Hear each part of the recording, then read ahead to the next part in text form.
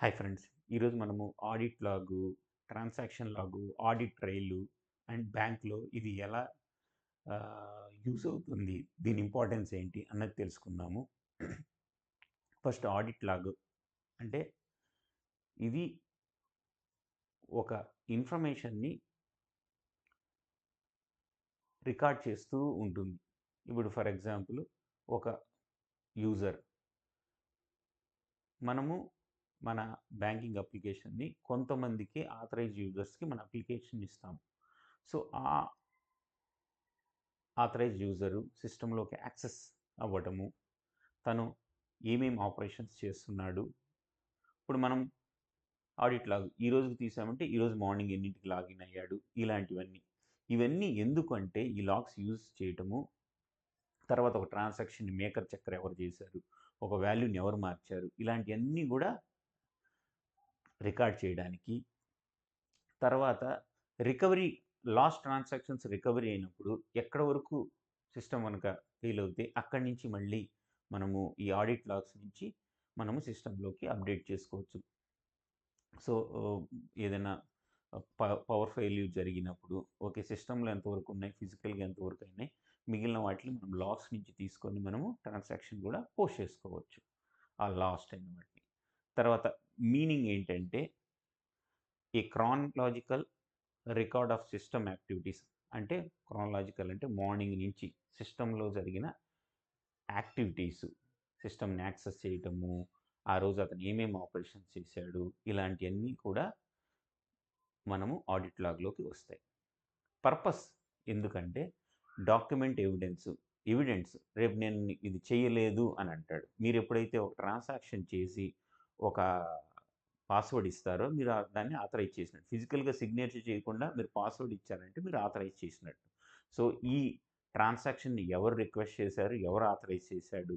రేపు ఇది ఎవిడెన్స్‌గా ఏర్పడుతుంది. కొన్ని ఈవెంట్స్‌కి, కొన్ని ఆపరేషన్స్‌కి వీటిల వల్ల ఏమంటే ఫ్రాడ్స్ తగ్గుతాయి. మెటీరియల్ ఎర్రర్స్ తగ్గుతాయి. ఇప్పుడు ఫర్ ఎగ్జాంపుల్ ఒక ట్రాన్సాక్షన్‌ని ఒకళ్ళు ట్రాన్సాక్షన్ వెయ్యాలి. ఒకళ్ళు వెరిఫై చేయటం వల్ల ఎర్రర్స్ కూడా తగ్గుతాయి. తర్వాత అనాథరైజ్డ్ యాక్సెస్ అనేది ఆపొచ్చు. ఆథరైజ్డ్ పీపులే యాక్సెస్ చేయడానికి కూడా ఇవి యూజ్ అవుతాయి. సో, మెయింటెనెన్స్ మనము ఆడిటరీ డాక్యుమెంట్ యూజర్ ప్రతి యూజర్ యాక్టివిటీ ఇంక్లూడింగ్ అతను చేసిన చార్జెస్‌ని వేవర్ చేయడము, అప్రూవల్స్ ఇవ్వటము, వాటిలన్నిటికి టైమ్ స్టాంపు, డేటు, ఏ సిస్టమ్ నుంచి చేశాడు, ఏ ఐపీ అడ్రెస్ నుంచి చేశాడు, ఏ లాగిన్ యూజర్ ఐడి చేశాడు, ఇలాంటియన్నీ. తర్వాత ఈ ఆడిట్ ట్రైల్, ఈ ట్రాన్సాక్షన్ లాగు, ఆడిట్ లాగులు అన్నీ కలుపుకొని టోటల్ దాన్ని ఆడిట్ ట్రైల్ అంటారు. సో, ఇవి గవర్నమెంటు రెగ్యులేషన్స్ ప్రకారం ఎన్ని సంవత్సరాలు మనం మెయింటైన్ చేయాలి అంటే, అన్ని సంవత్సరాలు మనము మెయింటైన్ చేయాలి.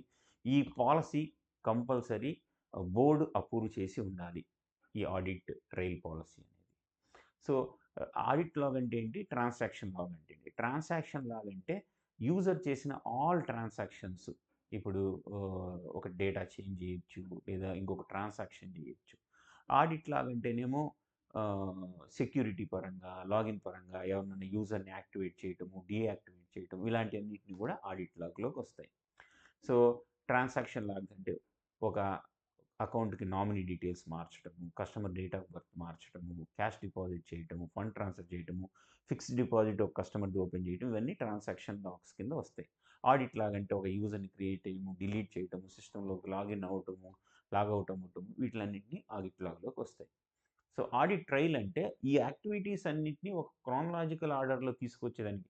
నువ్వెన్నింటికి సిస్టమ్‌లోకి లాగిన్ అవ్వావు, ఒక యూజర్ పాస్వర్డ్ ఎప్పుడు చేంజ్ చేసావు, లాగౌట్ ఎప్పుడయ్యావు, మళ్ళీ లాగిన్ ఎప్పుడయ్యావు, ఒక కస్టమర్ డేటాని ఎప్పుడు అప్డేట్ చేసావు, ఏ టైంకి చేసావు, మళ్ళీ ట్రాన్సాక్షన్స్ ఎప్పుడు చేసావు, మళ్ళీ కొన్ని బిల్స్ పోస్ట్ చేసావు, మళ్ళీ లాగౌట్ అయ్యావు.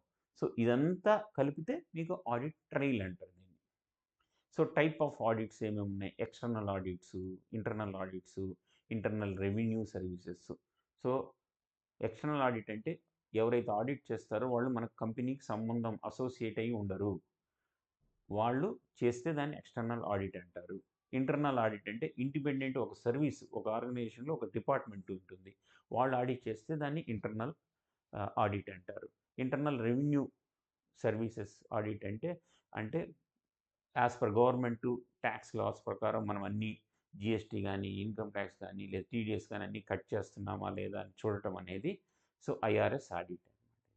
సో ఇంపార్టెంట్ ఎందుకు ఇవన్నీ అంటే verify the valid financial transaction జరిగిందా, తర్వాత బిజినెస్ ప్రాసెస్లో బిజినెస్ ట్రాన్సాక్షన్స్ కరెక్ట్గా జరుగుతున్నాయా, ఫైనాన్షియల్ స్టేట్మెంట్స్ కరెక్ట్గా జనరేట్ అవుతున్నాయా, సో డేటా అనాథరైజ్ పర్సన్స్ డేటాని అప్డేట్ చేయటము, క్రియేట్ చేయటము ఇలాంటివి జరగట్లేదు కదా అని తెలుసుకోవడం కోసమే ఈ ఆడిట్ లాగ్ కానీ, ట్రాన్సాక్షన్ లాగ్ కానీ, ఆడిట్ ట్రైల్ కానీ మనకి యూజ్ అవుతుంది. Thank you friends. నా వీడియో నచ్చితే లైక్ చేయండి, మీ ఫ్రెండ్స్కి ఫార్వర్డ్ చేయండి, తప్పకుండా కామెంట్ చేయండి.